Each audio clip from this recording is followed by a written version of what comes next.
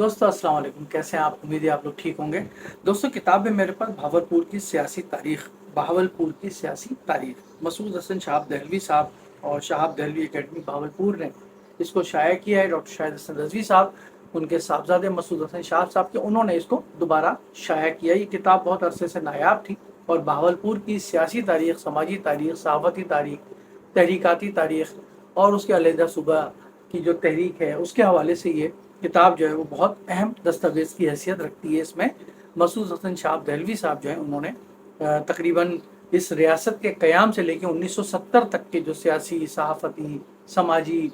आइनी जो भी इसका इर्तिक़ा हुआ है इस रियासत का, उसको जो है वो बहुत अच्छे तरीके से और बहुत दस्तावेज़ी अंदाज में इस किताब के अंदर मुरतब किया है। काफ़ी अरसे से ये किताब नायाब थी,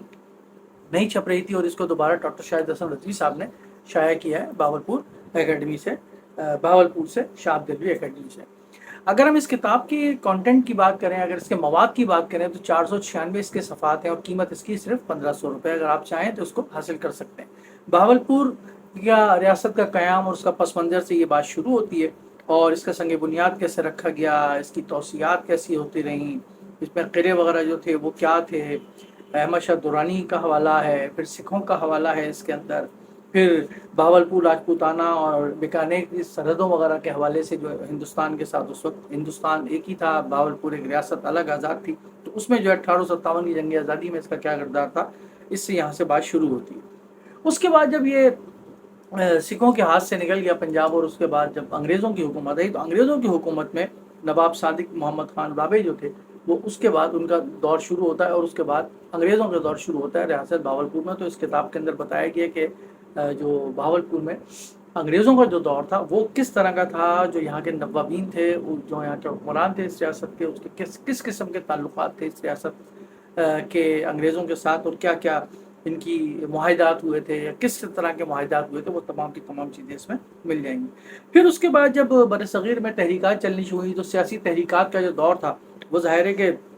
बहावलपुर में भी आया। तहरीक रेशमी रुमाल और तहरीक खिलाफत और इसके अलावा अवामी एहतजाज, मस्जिद शहीद कहीं लाहौर का जो किस्सा है उसके हवाले से क्या असर इसके अंदर पड़ा, ये तमाम की तमाम चीज़ें। फिर कायद आज़म के हवाले से भी इसके अंदर जिक्र है। बहावलपुर की जो सियासी सरगर्मियाँ जमीयतुल मुस्लिमीन से लेकर के और मजलिस अहरार से लेकर के और जमीयतुल मुस्लिमीन मुस्लिम बोर्ड और ये तमाम की तमाम जो चीज़ें हैं जिसमें कायद आज़म भी आते हैं और कायद आज़म मुस्लिम लीग भी आती है, ये तमाम के तमाम सियासी तहरीकात जो है वो सियासी सरगर्मियाँ किस तरह शुरू हुई, वहाँ किस तरह सियासी शऊर पैदा हुआ, कौन कौन से सियासी वहाँ रहनुमा थे जिन्होंने बहावलपुर की जो आवाम थी उनके अंदर सियासी शऊर उजागर करने में अहम किरदार अदा किया और तहरीकात थी, इसके बारे में तफसील से जिक्र है। फिर ज़हूर पाकिस्तान, फिर बहावलपुर का पाकिस्तान से इल्हाक़ किस तरह हुआ, उसमें क्या मुआहदात थे, क्या क्या चीज़ें शामिल थीं,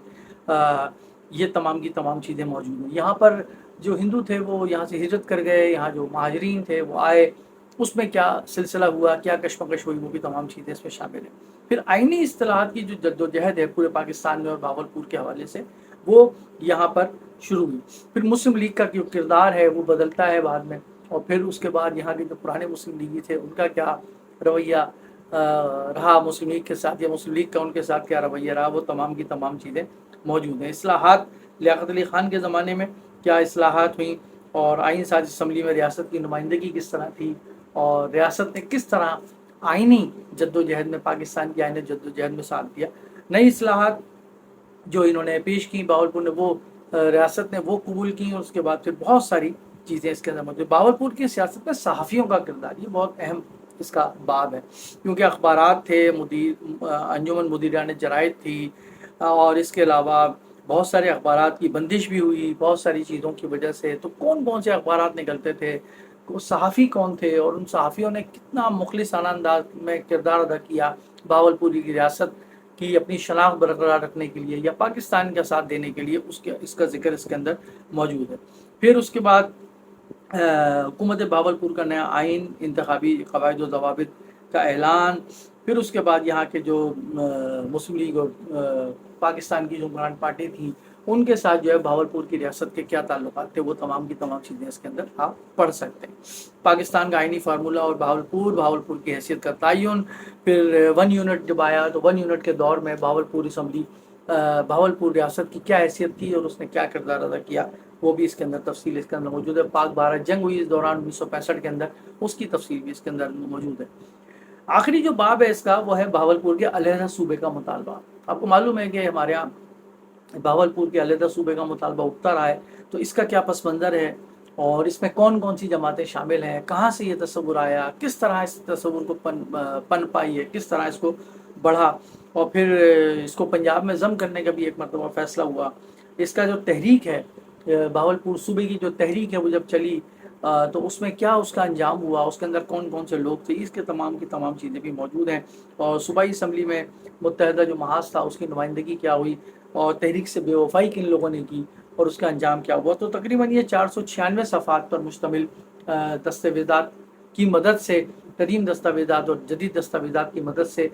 جناب مسعود حسن شہاب دہلوی صاحب نے یہ مرتب کی تھی تاریخ، اور کافی ضخیم یہ کتاب ہے، 1500 روپے کی قیمت ہے۔ شہاب دہلوی اکیڈمی بھاولپور سے دستیاب ہے۔ امید ہے کہ آپ اس کو ضرور پڑھیں گے۔ بھاولپور کی ریاست پاکستان کی ریاست، پاکستان کی جو ریاست ہے اس ریاست میں سے ایک ریاست جو ہے بھاولپور کی بہت اہم تھی، بڑی خوشحال ریاست تھی، بڑا فراوانی تھی یہاں، اور آج جو ہے بھاولپور کو جب دیکھتے ہیں تو ماضی اس کا یاد آتا ہے۔ اگر آپ اس کا ماضی دیکھنا چاہتے ہیں کہ وہ ماضی جو ہے وہ حال جو آج ہے اس کا، اس کے انجام سے کس طرح دوچار ہوا، تو یہ کتاب آپ کی ضرور مدد کرے گی۔ امید ہے کہ آپ اس کو ضرور پڑھیں گے۔